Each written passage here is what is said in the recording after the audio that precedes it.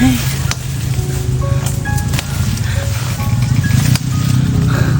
Ang init na ngayon ha. Wala pa rin ako makuhang pagkain.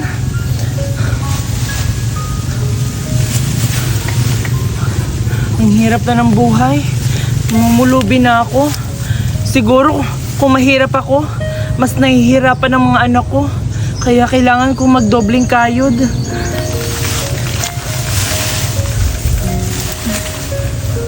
Parang marami pa dun ha.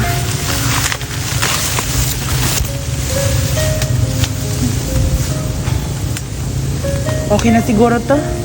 Pang-ulam lang ngayong gabi.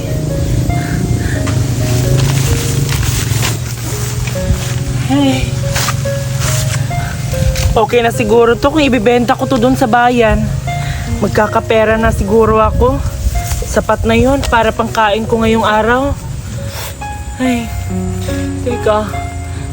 Kamusta na kaya yung mga anak ko ngayon? Nakukonsensya na ako sa ginawa akong pag-iwan sa kanila.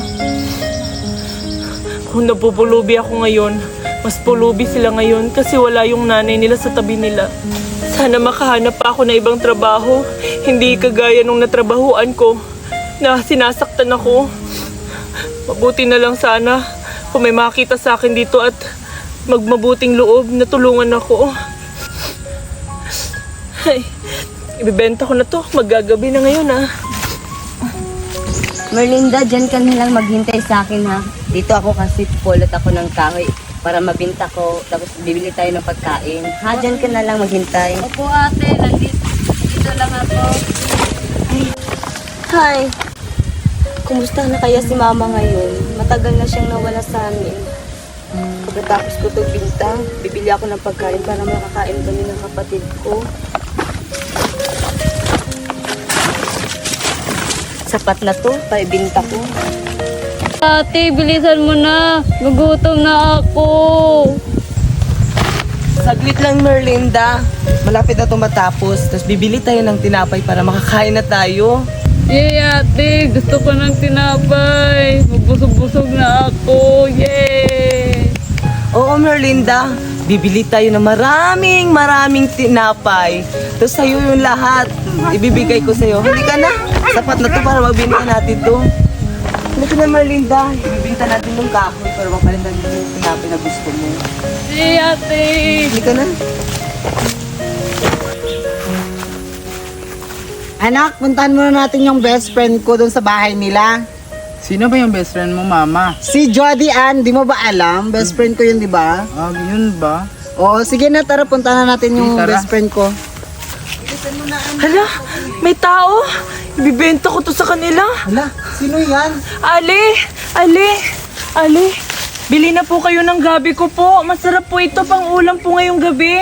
Ali, tagbibente na lang po ito. Murang-mura na po ito. Kung pwede po, dagdagan nyo na lang. Pangkain ko lang po ngayong gabi. Nagugutom na po kasi ako eh. Ang mahal-mahal naman yan, ate. Sa palengke, nabibili ko lang yan ng 10 piso eh. Mami, bilihin na lang natin yun kasi nakakaawa naman si ate, oh. O sige na nga, bilhin na lang natin. Kung hindi lang paborito ko yan, di ko sana bibilhin eh. Kasi ang mahal-mahal.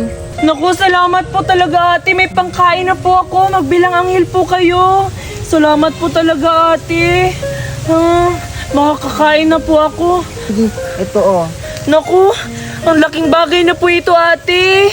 Makakakain na po talaga ako na ilang araw nito. At saka, teka po ate, may alam po ba kayong nag-aanap po ng trabaho? Kasi kailangan ko po talaga ng trabaho ngayon eh. Kasi palaboy-laboy na lang ako dito sa kalsada ngayon.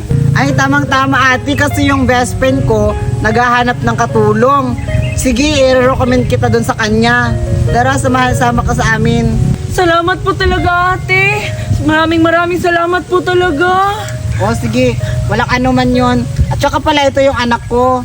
Ay hello po, ang laki na po ng anak niyo po. Ang gwapo Oo, niya. Kaso iniwanan kami ng tatay niya. Tsaka na wag na natin yung pag-usapan ng tatay niya. O hatid na kita doon sa Sige kaibigan po. ko. Mami, saan ba tayo pupunta? Alam mo ba yan, anak? Pupunta tayo sa mall. Ipapasyal kita tapos kakain tayo ng Jollibee. Di ba gusto mo ng Jollibee, anak? Opo, Mami. Tsaka pala, ba't hindi ka naliligo? Ang baho-baho mo na ngayon. Okay lang siguro to? Okay lang yan. Sige, basta ipapasyal kita. Ang gwapo-gwapo talaga ng anak ko. Manang-mana sa akin. Tara, anak. Tara na. Tamang-tama ate, magugustuhan ka talaga ng best friend ko. Talaga po, mabait naman po ako eh. Kaya ko po lahat ng gawain pong bahay. Kayang-kaya ko po. Kaso, yung best friend ko, masungit yun eh. Pag masungit yung kasama niya sa bahay. Hindi naman po, mabait naman po ako eh. Sige, basta magpapakabait ka lang sa kanya. Opo, promise ko po yan po. O sige na, tara na. Ay, grabe anak, ang init-init. Bisan mo. Dito muna tayo kasi ang init-init. Grabe. Mangingitim talaga ako ito, anak. Dito muna tayo uupo siguro kasi ay, ang init-init talaga. Upo muna tayo dito. Ay, grabe nakakapagod. Mangingitim talaga ako ito, anak, kasi grabe yung tirik ng araw. Grabe. Ayan, dito muna. Upo ka muna dyan. Papawisan ako. Oo nga. Mama, naiihi ako. O sige, basta bilisan mo lang ha. Oo, mama. Pupunta muna kami dun sa may best friend ko. Oo. Ay, hala, tamang-tama ate. Andun yung best friend ko. Saan po dyan? Yung pong orange yung buhok? Oo ate, yung nakakulay orange na buhok at saka may kasamang bata. Yan yung best friend ko. Hala, kilala ko yan ah. Ano? Kilala mo yung best friend ko? Basta anak ha, magpapahinga muna tayo kasi ang init-init ng panahon ngayon. Opo, mami. Ay, sino yun? Sino po yan, mami? Hala, hoy, best friend! Alin ka pala? Halika dito! Long time no see! Halika muna na, best friend! Kanina pa kami dito. Halika muna dito, halika na! Tara na, punta na tayo. Huwag kang mahiya, mabait yung best friend ko. Grabe ka talaga, Mari! Long time no see ah! Ba't tinaw, Mare? Mari! Ba't kasama mo yan? Bakit, Mare? Kilala mo ba yun si ate? Oo, Mari! Kilala ko yung mukhang yan? Di ba, mami, katulong natin yan? Oo, anak, tama ka. Katulong natin yan. Ba't mo yun dinala dito, Mari? Ha? Mare? Katulong niyo yan siya? Totoo ba? Katulong ka nila? Ate, opo, totoo po yung sinasabi niya po. Tulong po nila ako dati po. Bakit umalis ka? Ngayon, naghahanap ka na naman ng trabaho. Ang bait-bait naman ng kaibigan ko. Ay, Mare, hindi mo lang alam yung ugali niya. Napakasama yan. Ano sabi mo? Naghahanap ka ng katrabaho? At hindi mo ba alam yung ginagawa mo sa akin? Ipatulog-tulog ka lang sa pansitan, iimbis matatrabaho ka, patulog-tulog ka lang? Mare, yung kasama mo, tamad yan. Totoo ba yung narinig ko, ate? Tamad ka raw? Hindi naman po eh. Yung kaibigan niyo lang po talaga yung... Ang pangit po ng ugali niya.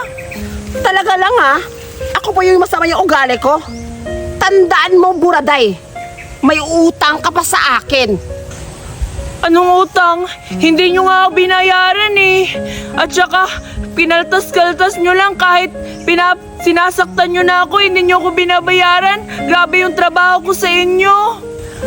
Mare, totoo ba yung narinig ko? Ang bait-bait ng tao, ginaganyan mo lang pala? Kung alam nyo lang po talaga kung anong pinagagawa niya sa akin, siguro maawa po talaga kayo. Hindi nga niya po ako pinapakain. Pinapatrabaho niya lang po ako umaga hanggang gabi. Tapos hindi pa po ako swineldohan. Aba. Nagkikwento ka talaga na hindi totoo ah. Mare, saan ka maniniwala? Sa best friend kong to? O sa hampas lupang yan? Mamili ka, Mare, kung saan ka maniniwala. Best friend, huwag kang mag-alala. Kasi wala akong pipiliin sa inyong dalawa. Kasi uwi ko si ate sa kanila. Iniuwi mo, Mare. Sa bagay, ang pipiliin mo, iyan. Tingnan yung mukha niya, ang papangit, katulad mo. Ngayon, Mare, tandaan mo, friendship over na tayo. Tandaan mo yan. Kung yan naman yung tingin mo sa akin, best friend, sige, puputulan na natin yung pagsasamahan natin. Sige, umalis na kayo at Sige, huwag ka na tara mapakita ng mukha mo. Doon ka na lang sa akin magtatrabaho. Mami, bakit kayo nag-aaway? Anak, mahabang istorya. Akala mo kung sino? Tara anak, pamumul pa tayo. Simula ngayon ate, sa akin ka na magtatrabaho. Ako na bahala sa'yo, magsusahod ako, magbibigay sa'yo ng sweldo. Talaga po. Maraming salamat po. Kala ko po kasi hindi niyo ako papaniwalaan kasi best friend niyo yung kaaway niyo. Pero salamat po kasi pinaniwalaan niyo po yung sinabi ko. Basta, magpakabait ka lang sa akin kasi nakikita ko yung kabaitan mo sa akin. Hayaan mo na yung best friend ko. Ganun talaga ugali niyan. Hindi ko pala alam ganun pala talaga ugali niyan. Tsaka pala ate, ikaw na bahala kung anong gustong itawag mo sa akin. Ma'am na lang po. O sige, walang ano man. Salamat po, ma'am. O tara na, punta na tayo sa bahay.